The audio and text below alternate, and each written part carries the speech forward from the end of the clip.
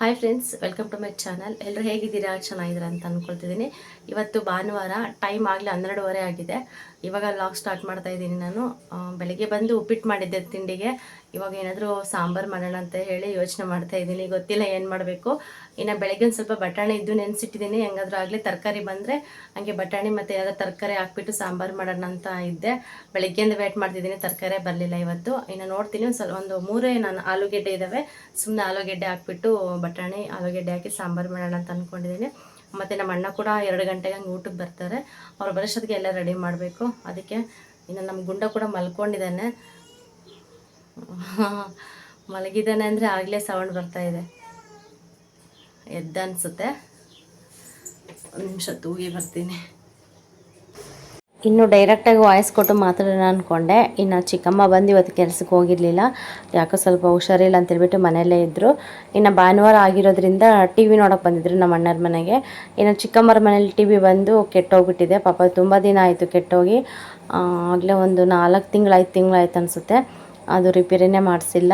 ಅದಕ್ಕೋಸ್ಕರ ಇವತ್ತು ಭಾನುವಾರ ಸ್ವಲ್ಪ ಹಳೆ ಫಿಲಮ್ ಹಾಕಿರ್ತಾರೆ ಅಂತ ಹೇಳಿ ಬಂದಿದ್ದರು. ಹಂಗೆ ಸ್ವಲ್ಪ ರೆಸ್ಟ್ ಮಾಡ್ದಂಗೂ ಆಗುತ್ತೆ, ಫಿಲಮ್ ನೋಡ್ದಂಗೆ ಆಗುತ್ತೆ ಅಂತ ಹೇಳಿ. ಇನ್ನು ಸೌಂಡ್ ಬಂದು ಡೈರೆಕ್ಟಾಗಿ ಕೇಳಿಸುತ್ತೆ. ಎಷ್ಟೇ ಕಡಿಮೆ ಸೌಂಡ್ ಇಟ್ಕೊಂಡ್ರೂ ಕೂಡ ಚೆನ್ನಾಗಿ ಕೇಳಿಸುತ್ತೆ ಸೌಂಡು. ಅದಕ್ಕೆ ನಾನು ಇವಾಗ ಡೈರೆಕ್ಟಾಗಿ ಮಾತಾಡಿದ್ರೆ ಮತ್ತೆ ಆ ಸೌಂಡ್ ಬೇರೆ ಕೇಳಿಸುತ್ತಲ್ಲ, ಇನ್ನು ಕಾಪಿ ರೇಟ್ ಬರುತ್ತೆ ಅಂತ ಹೇಳಿ ನಾನು ವಾಯ್ಸ್ ಕೊಡಲಿಲ್ಲ. ಸುಮ್ಮನೆ ವಿಡಿಯೋ ಒಂದು ಸ್ವಲ್ಪ ಮಾಡಿಕೊಂಡೆ. ಇನ್ನು ಬಂದೆ, ನನ್ನ ಮಗನ ತೂಗ್ತಾ ಇದ್ದೀನಿ. ಅವ್ನು ಮಲಗ್ತಾ ಇದ್ದ. ಬಿಡಿ ನೇನು ಎತ್ಕೊಳ್ಳೋದು, ಸ್ವಲ್ಪ ಹೊತ್ತು ಮಲ್ಕೊಳ್ಳಿ ಅಂತೇಳ್ಬಿಟ್ಟು ಹಂಗೆ ತೂಗ್ತಾ ಇದ್ದೀನಿ. ಈ ಥರ ದಾರ ಕಟ್ಕೊಂಡು ತೂಗಿದ್ರಂತೂ ತುಂಬ ಈಸಿ ಆಗುತ್ತೆ ತೂಗೋದಕ್ಕೆ. ಇನ್ನು ನಿಂತ್ಕೊಂಡೆ ತೂಗಬೇಕಂದ್ರೆ ಜಾಸ್ತಿ ಹೊತ್ತು ಟೈಮ್ ತೊಗೊಳ್ತಾರೆ. ಕೆಲವ್ರು ಬೇಗ ಮಲ್ಕೊತಾರೆ, ಕೆಲವ್ರು ಮಲಗೋದೇ ಇಲ್ಲ. ಇನ್ನು ಈ ಥರ ಸ್ವಲ್ಪ ದಾರ ಕಟ್ಕೊಂಡು ಕೂತ್ಕೊಂಡು ನೀಟಾಗಿ ಎಷ್ಟೊತ್ತಾದರೂ ಪರವಾಗಿಲ್ಲ, ಆರಾಮ್ಸೆ ತೂಗ್ಬೋದು.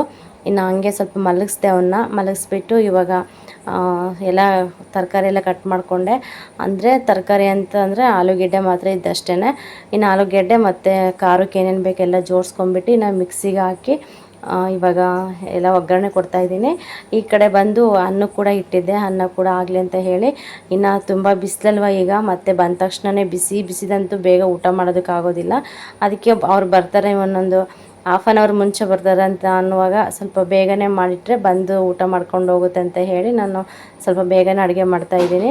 ಇನ್ನು ಉಪ್ಪಿಟ್ಟು ಬೇರೆ ಮಾಡಿದ್ದೆ ಬೆಳಗ್ಗೆ. ಇನ್ನು ನನ್ನ ಮಗನ ಫೇವ್ರೇಟ್ ಉಪ್ಪಿಟ್ಟು ಅಂದರೆ, ಉಪ್ಪಿಟ್ಟು ಮಾಡಿದಾಗೆಲ್ಲ ಅವ್ನಿಗೆ ಅದೇನಾಗುತ್ತೆ ಅನಿಸುತ್ತೋ ಗೊತ್ತಿಲ್ಲ, ಎದ್ದ ತಕ್ಷಣ ಅಮ್ಮ ಮೊಮ್ಮು ಹಾಕು ಅಂತ ಕೇಳ್ತಾನೆ ಇರ್ತಾನೆ. ಅಷ್ಟೊಂದು ಇಷ್ಟ. ನಾನು ಕೂಡ ತುಂಬ ದಿನ ಆಯಿತು ಉಪ್ಪಿಟ್ಟು ಮಾಡಿ.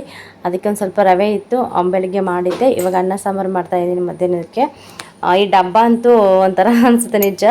ನೋಡಿದ್ರೆ ತುಂಬ ಖುಷಿ ಆಗುತ್ತೆ. ಮತ್ತೆ ಒಂದೊಂದು ಸಿಂಗಲ್ ಡಬ್ಬ ತೊಗೊಂಡೋದ್ರೆ ಅದು ಓಪನ್ ಮಾಡಿ ಮತ್ತೆ ಸಾಸಿವೆ, ಜೀರಿಗೆ, ಕಡಲೆಬೇಳೆ, ಏನಾದರೂ ಬೇರೆ ಉದ್ದಿನ ಬೇಳೆ ಅದೆಲ್ಲ ತೊಗೋಬೇಕು ಅಂತಂದರೆ ಸ್ವಲ್ಪ ಟೈಮ್ ಹಿಡಿತಾಗ. ಮತ್ತೆ ಅದನ್ನ ಬಿಚ್ಚಬೇಕು, ಅದನ್ನ ಮತ್ತೆ ಮುಚ್ಚಬೇಕು, ಎತ್ತಿಡಬೇಕು.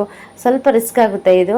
ಮತ್ತು ಎಲ್ಲ ಕೂಡ ಒಂದೇ ಡಬ್ಬದಲ್ಲಿ ಇರುತ್ತಲ್ಲ, ಅಂದರೆ ಮುಂಚೆ ಒಂದು ಡಬ್ಬ ಐತಲ್ಲ ಅದರಲ್ಲಿ ಹಾಕಿದ್ರೆ ಆರಾಮ್ಸೆ ಒಂದು ಮುಚ್ಚಳ ತೆಗೆದ ತಕ್ಷಣ ಎಲ್ಲ ಕೂಡ ಸಿಗುತ್ತೆ. ಆರಾಮಾಗಿ ಏನೇನು ಬೇಕಲ್ಲ ಎಲ್ಲ ಒಂದು ಸ್ಪೂನಲ್ಲಿ ತೊಗೊಂಡು ಹಾಕ್ಬೋದು. ಇದು ಆ ಥರ ಅಲ್ಲ. ಇನ್ನು ನಾವು ಒಗ್ಗರಣೆಗೆಲ್ಲ ಹಾಕ್ತೀವಿ ನಾವು ಸ್ವಲ್ಪ ಹೊತ್ತಿಗೆ ಮುಂಚೆನೇ ಎಲ್ಲ ಕೂಡ ಒಂದೊಂದು ಅದು ಕ್ಯಾಫ್ ಇರುತ್ತಲ್ಲ, ಆ ಕ್ಯಾಫಲ್ಲಿ ಹಾಕ್ಕೊಂಡು ಎಲ್ಲ ಎತ್ತಿಟ್ಕೋಬೇಕು. ಆ ಥರ ನನಗೆ ಹಾಕ್ದಂಗೆಲ್ಲ ಅದೇ ನೆನಪು ಬರ್ತಿರುತ್ತೆ. ಮುಂಚೆ ಚೆನ್ನಾಗಿತ್ತು ಅನಿಸುತ್ತೆ ಒಂದೊಂದ್ಸತಿ. ಆಮೇಲೆ ನೀಟಾಗಿ ಎಲ್ಲ ಜೋಡಿಸಿದಾಗ ಡಬ್ಬಿ ಚೆನ್ನಾಗಿ ಕಾಣಿಸುತ್ತಲ್ಲ, ಆವಾಗ ಅನಿಸುತ್ತೆ ಎಷ್ಟು ಚೆನ್ನಾಗಿ ಕಾಣಿಸುತ್ತೆ ಅಂತ ಅನಿಸುತ್ತೆ. ಹೆಣ್ಮಕ್ಳಿಗೆ ಏನೋ ಒಂಥರ ಬಿಡಿ. ಇನ್ನು ಎಲ್ಲ ಸಾಸಿವೆ, ಜೀರಿಗೆ, ಕಡಲೆಬೇಳೆ ಎಲ್ಲ ಕೂಡ ಚಿಕ್ಕ ಮುಚ್ಚಳ ಇರುತ್ತಲ್ಲ ಅದೆಲ್ಲ ಹಾಕ್ಬಿಟ್ಟು ಬಟಾಣಿ ಕಾಳು ನೆನೆಸಿದ್ದೆ ಅಂದಲ್ವ, ನೆನೆಸಿಟ್ಟಿದ್ದೆ. ಸರಿಯಾಗಿ ನೆಂದಿರಲಿಲ್ಲ, ಅದಕ್ಕೆ ಸ್ವಲ್ಪ ಬೇಯಿಸ್ಕೊಂಡೆ. ಬೇರೆ ತರಕಾರಿ ಸ್ವಲ್ಪ ಗಟ್ಟಿ ತರಕಾರಿ ಆದರೆ ಬಟಾಣಿ ಬೇಗ ಬೇಯುತ್ತೆ. ಇದು ಆಲೂಗೆಡ್ಡೆ ಅಲ್ವಾ, ಬಟಾಣಿಗಿಂತ ಮುಂಚೆನೇ ಬೆಂದುಬಿಡುತ್ತೆ. ಅದಕ್ಕೋಸ್ಕರ ಮತ್ತು ಬಟಾಣಿ ಬೇಯೋದಿಲ್ಲ, ಮತ್ತು ಆಲೂಗೆಡ್ಡೆ ಬೇಗನೆ ಬೇಯುತ್ತೆ ಅಂತ ಹೇಳಿ ನಾನೇನು ಮಾಡಿದೆ, ಒಂದು ಸ್ವಲ್ಪ ಉಪ್ಪು ಹಾಕ್ಬಿಟ್ಟು ಚೆನ್ನಾಗಿ ಬೇಯಿಸ್ಕೊಂಡೆ. ಒಂದು ಸ್ವಲ್ಪ ಹೊತ್ತು, ಒಂದು 10 ನಿಮಿಷ ಹಂಗೆ ಬೇಯಿಸ್ಕೊಂಡೆ. ಒಂದು 3/4% ಸುಮ್ಮನೆ ಸ್ವಲ್ಪ ಉಪ್ಪು ಹಾಕ್ಬಿಟ್ಟು ಬೇಯಿಸಿದೆ ಸಪ್ರೇಟಾಗಿ. ಆಮೇಲೆ ಇನ್ನೊಂದು ಸ್ವಲ್ಪ ಹೊತ್ತಿಗೆ ಖಾರ ಎಲ್ಲ ರುಬ್ಬಿ ಇಟ್ಮೇಲೆ, ಅಂದರೆ ಮಿಕ್ಸ್ ಮಾಡಿ ಇಡ್ತೀವಲ್ಲ ಆವಾಗ ಅದ್ರ ಜೊತೆಗೆ ಚೆನ್ನಾಗಿ ಬೇಯ್ಕೊಳ್ಳುತ್ತೆ ಅಂತ ಹೇಳಿ 3/4% ಚೆನ್ನಾಗಿ ಬೇಯಿಸಿ, ಇನ್ನು ಆಲೂಗೆಡ್ಡೆ ಎಲ್ಲ ತೊಳೆದು ಎಲ್ಲ ಒಂದರಲ್ಲಿ ಹಾಕಿ ಇಟ್ಟಿದ್ದೀನಿ. ಇವಾಗ ಒಗ್ಗರಣೆ ಕೊಡ್ತಾಯಿದ್ದೀನಿ. ಸಾಂಬಾರು ಮಾತ್ರ ತುಂಬ ಚೆನ್ನಾಗಿತ್ತು, ಅರ್ಜೆಂಟಿಗಾದರೂ ಕೂಡ ಚೆನ್ನಾಗಿತ್ತು. ಇನ್ನು ಕಾಯಿ ಬಂದು ದೇವಸ್ಥಾನಕ್ಕೆ ಹೋಗಿದ್ವಲ್ವ, ಕಾಯಿ ಕೂಡ ಇತ್ತು. ಹಂಗೆ ಅದನ್ನು ಬಿಸಿಲಿಗೆ ಇಟ್ಟು ಹಂಗೆ ಎತ್ತಿಟ್ಟಿದ್ದೆ. ಕಾಯಿ ರೇಟ್ ಅಂತೂ ಕೇಳೋದಕ್ಕೆ ಆಗೋದಿಲ್ಲ, ಅಷ್ಟು ರೇಟ್ ಸಿಕ್ಕಾಪಟ್ಟೆ ರೇಟ್ ಆಗಿದೆ. 50 ರೂಪಾಯಿಗೆ ಒಂದು ಕಾಯಿ. ಅದು ಎಷ್ಟಿರುತ್ತೆ ಆದರೂ ಕೂಡ 50 ರೂಪಾಯಿ. ಇನ್ನು ಅದಕ್ಕೆ ಇನ್ನು ಅಲ್ಲಿ ದೇವಸ್ಥಾನದಲ್ಲಿ ಓಡಿಸ್ಕೊಬಂದಿದ್ವಲ್ಲ ಹಣ್ಣು ಕೈಲೇ ಮಾಡಿಸ್ಕೊಬರ್ಬೇಕಾದ್ರೆ ಅದನ್ನು ನೀಟಾಗಿ ಜೋಪಾನವಾಗಿ ಬಿಸಿಲಿಗೆ ಇಟ್ಬಿಟ್ಟು ಹಂಗೆ ಎತ್ತಿಟ್ಕೊಂಡಿದ್ದೆ ಸಾಂಬಾರು ಮಾಡೋಕ್ಕೆ ಬರುತ್ತೆ ಅಂತ ಹೇಳಿ. ಅದಕ್ಕೆ ಇವಾಗ ಆಲೂಗೆಡ್ಡೆ ಹಾಕಿ ಬಟಾಣಿ ಕಾಳೆಲ್ಲ ಹಾಕಿ ಸಾಂಬಾರು ಮಾಡ್ತಾಯಿದ್ದೀನಿ. ಸಾಸಿವೆ ಜೀರಿಗೆ ಮತ್ತು ಸ್ವಲ್ಪ ಕಡಲೆಬೇಳೆ ಜಾಸ್ತಿ ಹಾಕಿದೆ, ಮತ್ತು ಬೇರೆ ತರಕಾರಿ ಏನಿಲ್ವಲ್ಲ ಅದಕ್ಕೆ ಸ್ವಲ್ಪ ಕಾಳು ಚೆನ್ನಾಗಿ ಕಾಣಲಿ ಅಂತ ಹೇಳ್ಬಿಟ್ಟು ಒಂದು ಸ್ವಲ್ಪ ಕಡಲೆಬೇಳೆ ಜಾಸ್ತಿ ಹಾಕಿದೆ. ಕಡಲೆಬೇಳೆ ಮತ್ತು ಬಟಾಣಿ ಅದೆಲ್ಲ ಹಾಕ್ಬಿಟ್ಟು ಚೆನ್ನಾಗಿ ಫ್ರೈ ಮಾಡಿಕೊಂಡೆ. ಫ್ರೈ ಮಾಡ್ಕೊಂಡ ತಕ್ಷಣ ಇವಾಗ ಖಾರ ಹಾಕ್ತಾಯಿದ್ದೀನಿ. ಇನ್ನು ಖಾರ ಹಾಕಿದ ತಕ್ಷಣವೇ ಸ್ವಲ್ಪ ಚೆನ್ನಾಗಿ ಅದನ್ನು ಇದು ಮಾಡ್ಕೋಬೇಕು, ಮಿಕ್ಸ್ ಮಾಡ್ಕೋಬೇಕು. ಒಂದು ಸ್ವಲ್ಪ ಹಸಿ ವಾಸನೆ ಎಲ್ಲ ಹೋಗೋವರೆಗೂ ಮಿಕ್ಸ್ ಮಾಡ್ಕೋಬೇಕು. ಆಮೇಲೆ ನೀರು ಹಾಕಬೇಕು. ಮತ್ತು ಮುಂಚೆನೇ ಅದ್ರ ಜೊತೆಗೇ ನೀರು ಹಾಕ್ಬಿಟ್ಟು ಮಿಕ್ಸ್ ಮಾಡ್ಕೊಂಡ್ರೆ ಒಂಥರ ಸ್ಮೆಲ್ ಬರ್ತಾಯಿರುತ್ತೆ, ಹಸಿ ಹಸಿ ಸ್ಮೆಲ್ ಬರ್ತಾಯಿರುತ್ತೆ. ಅದಕ್ಕೆ ಫಸ್ಟಿಗೆ ಸ್ವಲ್ಪ ಗಟ್ಟಿ ಖಾರ ಎಲ್ಲ ಹಾಕ್ಬಿಟ್ಟು ಚೆನ್ನಾಗಿ ಮಿಕ್ಸ್ ಮಾಡಿ ಒಂದು ಸ್ವಲ್ಪ ಚೆನ್ನಾಗಿ ಫ್ರೈ ಮಾಡ್ಕೊಂಬಿಟ್ಟು ಆಮೇಲೆ ನೀರು ಹಾಕ್ಕೊಂಡು ಇನ್ನು ಉಪ್ಪು ಎಲ್ಲ ನೋಡಿಕೊಂಡು ಎಷ್ಟಿದೆ ಅಷ್ಟು ಮಾಡ್ಕೋಬೇಕಷ್ಟೇ. ನಾನು ಬಂದು ಸಾಯಂಕಾಲ ಮುದ್ದೆ ಮಾಡೋಣ ಅಂತ ಹೇಳ್ಬಿಟ್ಟು ಸ್ವಲ್ಪ ಗಟ್ಟಿಯಾಗೇ ಮಾಡಿದೆ. ಇನ್ನು ಅನ್ನಕ್ಕಾದರೆ ಸೆಟ್ ಆಗುತ್ತೆ, ಸ್ವಲ್ಪ ತೆಳ್ಳಗೆ ಮಾಡಿದ್ರೂ ಪರವಾಗಿಲ್ಲ. ಮಧ್ಯಾಹ್ನಕ್ಕೆ ಅನ್ನ ಮಾಡಿದೆ, ಮತ್ತು ನೈಟಿಗೆ ಮುದ್ದೆ ಮಾಡೋಣ ಅಂತ ಹೇಳಿ ಸ್ವಲ್ಪ ಗಟ್ಟಿಗೆ ಮಾಡಿದೆ. ಚೆನ್ನಾಗಿತ್ತು ಸಾಂಬಾರು, ಮಾತ್ರ ತುಂಬ ಚೆನ್ನಾಗಾಗಿತ್ತು. ಈ ಥರ ಸಿಂಪಲ್ಲಾಗೆ ಮಾಡಿಕೊಂಡೆ. ಇನ್ನೊಂದು ಕಡೆ ಅನ್ನ ಕೂಡ ಆಗಿತ್ತು. ಅನ್ನ ಆದ ತಕ್ಷಣವೇ ಅದು ಸೈಡ್ಗೆ ಎತ್ತಿಟ್ಟು ಇನ್ನು ನಮ್ಮ ದೊಡ್ಡಮ್ಮ ಬಂದಿದ್ದರು. ಅಂದರೆ ಈ ಊರವರೇ ದೊಡ್ಡಮ್ಮ ಅಂತ, ನಮ್ಮ ದೊಡ್ಡಮ್ಮನೇ. ಅವರು ಕೂಡ ಸ್ವಲ್ಪ ರಿಲೇಷನ್ ಆಗಬೇಕು ನಮಗೆ. ಇನ್ನು ಅವ್ರು ಬಂದು ಜಾಸ್ತಿ ಬರೋದಿಲ್ಲ ಇಲ್ಲಿಗೆ, ಅವರೆಲ್ಲ ತೋಟದಲ್ಲೇ ಇದ್ದಾರೆ. ಇನ್ನು ಅಲ್ಲೇ ಸ್ವಲ್ಪ ಬೆಳೆ ಎಲ್ಲ ಇಟ್ಕೊಂಡು ಅಲ್ಲೇ ತೋಟ ಎಲ್ಲ ನೋಡ್ಕೊಂಡು ಅಲ್ಲೇ ಸೆಟ್ಲಾಗಿದ್ದಾರೆ ಅವರು. ಇನ್ನು ಅವಾಗ ಅಪರೂಪಕ್ಕೆ ಬರ್ತಾರೆ, ಒಂದು ತಿಂಗ್ಳಿಗೆ ಒಂದ್ಸರಿ 2 ತಿಂಗ್ಳಿಗೆ ಒಂದ್ಸತಿ ಬರ್ತಾ ಇರ್ತಾರೆ. ಇಲ್ಲಿ ಮನೆ ಇದೆ ಅವ್ರದ್ದು, ಆದರೂ ಕೂಡ ಬರೋದಿಲ್ಲ ದೊಡ್ಡಮ್ಮ, ಯಾವಾಗಾದ್ರೂ ಒಂದು ಸತಿ ಬರ್ತಾ ಇರ್ತಾರೆ. ಇನ್ನು ಮಧ್ಯಾಹ್ನ ಆಗಿತ್ತು, ಬಂದಿದ್ರಲ್ವ, ಇನ್ನು ತುಂಬ ದಿನಕ್ಕೆ ಬಂದಿದ್ದಾರೆ ಅಂತೇಳ್ಬಿಟ್ಟು ಟೀಗೆ ಇಟ್ಟಿದ್ದೆ. ನಾನು ಬಂದು ಬೆಲ್ಲದ ಟೀನೇ ಮಾಡೋದು ಜಾಸ್ತಿ, ಸಕ್ಕರೆ ಏನು ಯೂಸ್ ಮಾಡಲ್ಲ. ಬೆಲ್ಲದ ಟೀನೇ ತುಂಬ ಚೆನ್ನಾಗಿರುತ್ತೆ ಟೇಸ್ಟ್ ಮಾತ್ರ. ಇನ್ನು ಅದಕ್ಕೋಸ್ಕರ ಬೆಲ್ಲನೇ ಇದ್ದಿದ್ದು, ಬೆಲ್ಲ ಹಾಕಿ ಟೀ ಮಾಡ್ತಾಯಿದ್ದೀನಿ ಇವಾಗ. ಈ ಥರ ಸಡನ್ನಾಗಿ ಯಾರಾದರೂ ಬಂದರೆ ಅಟ್ಲೀಸ್ಟ್ ಬಂದಮೇಲೆ ಒಂದು ಲೋಟ ನೀರು ಕೊಟ್ಬಿಟ್ಟು ಒಂದು ಸ್ವಲ್ಪ ಟೀ ಆದರೂ ಮಾಡ್ತೀನಿ, ಇಲ್ಲ ಶರ್ಬತ್ ಆದರೂ ಮಾಡ್ತೀನಿ ಕೂತ್ಕೊಳ್ಳಿ ಅಂತಂದರೆ ಅವ್ರಿಗೊಂಥರ ಎಷ್ಟು ಖುಷಿ ಆಗುತ್ತಲ್ವ. ಇನ್ನು ದೊಡ್ಡಮ್ಮ ಬಂದಿದ್ದರು, ಚಿಕ್ಕಮ್ಮನ ಜೊತೆ ಮಾತಾಡ್ಕೊಂಡು ಕೂತ್ಕೊಂಡಿದ್ರು. ಬಿಡು ಅವ್ರು ಮಾತಾಡಲಿ ಅಂತೇಳ್ಬಿಟ್ಟು ನಾನಿನ್ನು ಒಳಗಡೆ ಕೆಲಸ ನೋಡ್ಕೊತಾ ಇದ್ದೆ. ಸದ್ಯ ನನ್ನ ಮಗ ಅಂತೂ ಎದ್ದಿರಲಿಲ್ಲ, ಚೆನ್ನಾಗಿ ಮಲ್ಕೊಂಡ್ಬಿಟ್ಟಿದ್ದೆ.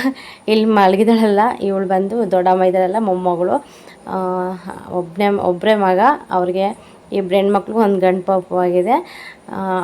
ಇವರು ಮನೆಯಲ್ಲೇ ಇರ್ತಾರೆ. ದೊಡ್ಡಮ್ಮ ದೊಡ್ಡಪ್ಪ ಬಂದು ತೋಟದಲ್ಲಿ ಇರ್ತಾರೆ. ಹಾಗೆ ನೋಡಿ, ಅಪ್ಪ ಅಮ್ಮ ಇರೋರಿಗೆ ಈ ಥರ, ಅಪ್ಪ ಅಮ್ಮ ಇಲ್ದಿರೋರಿಗೆ ಇನ್ನೊಂದು ಥರ ಅನಿಸುತ್ತೆ. ಅವ್ರಂತೂ ಊರಲ್ಲೇ ಬರೋದಿಲ್ಲ ಪಾಪ, ಅಲ್ಲೇ ಇರ್ತಾರೆ. ಇವರೇ ಓಡಾಡ್ಕೊಂಡಿರ್ತಾರೆ ಅಷ್ಟೇ, ಜಾಸ್ತಿ ಬರೋದಿಲ್ಲ. ಏನು ಹೇಳಿ, ಅಪ್ಪ ಅಮ್ಮನ ಬೆಲೆ ಕಳ್ಕೊಂಡಾಗಲೇ ಗೊತ್ತಾಗೋದು. ತಂದೆ ತಾಯಿ ಇದ್ದಾಗಂತೂ ಅವ್ರ ಬೆಲೆನೇ ಕೆಲವ್ರಿಗೆ ಗೊತ್ತಾಗೋದಿಲ್ಲ. ಕೆಲವ್ರಿಗೆ ಗೊತ್ತಾಗೋಷ್ಟೊತ್ತಿಗೆ ಆಗಲೇ ಅರ್ಧ ಜೀವನನೇ ಮುಗಿಸಿರ್ತಾರೆ. ಅಷ್ಟು ಇದು ನಮಗೆ ಬೇಕಂದ್ರೂ ಕೂಡ ನಮಗಿವಾಗ ಅವ್ರ ಪ್ರೀತಿನೇ ಸಿಗ್ತಾಯಿಲ್ಲ. ಅಟ್ಲೀಸ್ಟ್ ನಾವಾದರೂ ಚೆನ್ನಾಗಿ ನೋಡ್ಕೊಳ್ಳೋಣ ಅಂತ ಅಂದರೂ ಕೂಡ ಆ ಭಾಗ್ಯನೇ ಅವ್ರು ಪಡ್ಕೊಬಂದಿಲ್ಲ. ಆ ಥರ ಆಗಿದೆ ಒಂದೊಂದು ಸತಿ, ತುಂಬ ಬೇಜಾರಾಗಿಬಿಡುತ್ತೆ ಈ ಥರ. ಇನ್ನು ದೊಡ್ಡಮ್ಮ ಬಂದಿದ್ರಲ್ವ, ಇನ್ನು ಟೀ ಮಾಡಿಕೊಟ್ಟು ತುಂಬ ಹೊತ್ತು ಕೂತ್ಕೊಂಡಿದ್ರು. ಇನ್ನು ಚಿಕ್ಕಮ್ಮ ಅವ್ರು ಮಾತಾಡ್ತಾಯಿದ್ರು. ಇನ್ನು ಅವ್ರು ಹೋದ್ಮೇಲೆ ಇನ್ನು ಸಂಜೆ ಕೂಡ ಆಯಿತು. ಇನ್ನು ಪಾತ್ರೆ ಎಲ್ಲ ತುಂಬ ಪಾತ್ರೆ ಇದ್ದು, ಟೀ ಎಲ್ಲ ಮಾಡಿದ್ನಲ್ವ. ಇನ್ನು ನಮ್ಮ ಅಣ್ಣ ಬಂದರೆ ಇನ್ನೊಂದ್ಸತಿ ಟೀ ಮಾಡಬೇಕು ಸಂಜೆಗೆ, ಅವ್ರಿಗೆ ಟೀ ಕೂಡ ಕಂಪಲ್ಸರಿ ಬೇಕಂತ ಹೇಳಿ ಇನ್ನು ಪಾತ್ರೆ ಎಲ್ಲ ತೊಳೆದಿಟ್ಬಿಟ್ಟು ಎಲ್ಲ ಸ್ವಲ್ಪ ಮನೆಯಲ್ಲೇ ಕ್ಲೀನ್ ಮಾಡಿಬಿಟ್ಟು, ಇನ್ನು ಒಂದು ಸ್ವಲ್ಪ ಬೇಜಾರಾಗ್ತಾಯಿತ್ತು. ಚಿಕ್ಕಮ್ಮರ ಮನೆ ಹತ್ರ ಬಂದೆ. ನನ್ನ ಮಗ, ಅಜ್ಜಿ, ಮೊಮ್ಮಗ ಮಾತಾಡ್ಕೊತಾ ಇದ್ದಾರೆ ಅವ್ರ ಭಾಷೆಯಲ್ಲಿ. ನನ್ನ ಮಗ ಬಂದು ಊರಿಗೆ ಹೋಗಿದ್ದ. ನನ್ನ ತಮ್ಮ ಇವತ್ತು ಭಾನುವಾರ, ಅವನಿಗೆ ಕೆಲಸ ಇರಲಿಲ್ಲ. ಇನ್ನು ನಮ್ಮ ಸಾನದು ಅಂದರೆ ನನ್ನ ತಂಗಿ ಮಗಳದು ಇವತ್ತು ಬರ್ತ್ಡೇ ಇತ್ತು. ಅದಕ್ಕೆ ಮಾತಾಡ್ಸ್ಕೊಂಬರೋಣ ಬಾ ಅಂತೇಳ್ಬಿಟ್ಟು ಕರ್ಕೊಂಡು ಹೋಗಿದ್ದೆ. ಅದನ್ನೇ ಕೇಳ್ತಾಯಿತ್ತು ಚಿಕ್ಕಮ್ಮ, ಅಕ್ಕ ಅವರೆಲ್ಲ ಏನೇನು ಮಾಡ್ತಾಯಿದ್ರು ಅಂತ ಹೇಳ್ಬಿಟ್ಟು ಅವನು ಹೇಳ್ತಾ ಇದ್ದ.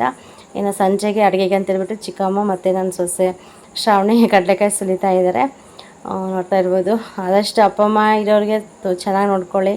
ಅವ್ರ ಬೆಲೆ ತುಂಬ ಇದು, ಬೆಲೆ ಕಟ್ಟೋದಕ್ಕೆ ಆಗೋದಿಲ್ಲ, ಅವ್ರ ಋಣನೇ ತೀರ್ಸೋದಕ್ಕಾಗೋದಿಲ್ಲ.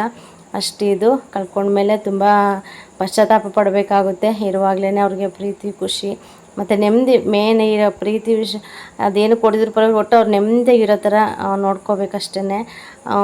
ಆ ಥರ ನನಗೆ ತುಂಬ ಬೇಜಾರಾಗಿಬಿಡ್ತು ಒಂದೊಂದು ಸತಿ ಆ ಥರ ಆದವ್ರು ನೋಡಿಬಿಟ್ರಂತೂ. ಓಕೆ ಫ್ರೆಂಡ್ಸ್, ಚಿಕ್ಕ ವಿಡಿಯೋ ನಿಮಗೆ ಸ್ವಲ್ಪನಾದರೂ ಇಷ್ಟ ಆದರೆ ಲೈಕ್ ಮಾಡಿ, ಕಮೆಂಟ್ ಮಾಡಿ, ಶೇರ್ ಮಾಡಿ. ಹಾಗೆ ಯಾರಾದರೂ ಹೊಸ್ದಾಗಿ ನನ್ನ ಚಾನಲ್ ನೋಡಿದ್ರೆ ಪ್ಲೀಸ್ ಸಬ್ಸ್ಕ್ರೈಬ್ ಮಾಡ್ಕೊಂಡು ಚಾನಲ್ ನೋಡಿ, ಹಾಗೆ ಸಪೋರ್ಟ್ ಮಾಡಿ. ಹಾಗೆ ಕಮೆಂಟ್ಸ್ ಮಾಡಿ. ವೀಡಿಯೋಸು ನೋಡ್ತಾ ಇದ್ದೀರಾ, ಕಮೆಂಟ್ಸೇ ಬರ್ತಾಯಿಲ್ಲ. ಅದಕ್ಕೋಸ್ಕರ ವೀಡಿಯೋಸ್ ಯಾವ ಥರ ಬರುತ್ತೆ ಅಂತ ಕೂಡ ಕಮೆಂಟಲ್ಲಿ ತಿಳಿಸಿ. ಇಲ್ಲ ನನ್ನ ಮಗ ನೋಡ್ತಾ ಇರ್ಬೋದು, ಆಟಾಡ್ತಾ ಇದ್ದೀವಿ ಇಬ್ಬರು ಕೂಡ. ಓಕೆ ಫ್ರೆಂಡ್ಸ್, ಸಿಗೋಣ ನೆಕ್ಸ್ಟ್ ವೀಡಿಯೋದಲ್ಲಿ.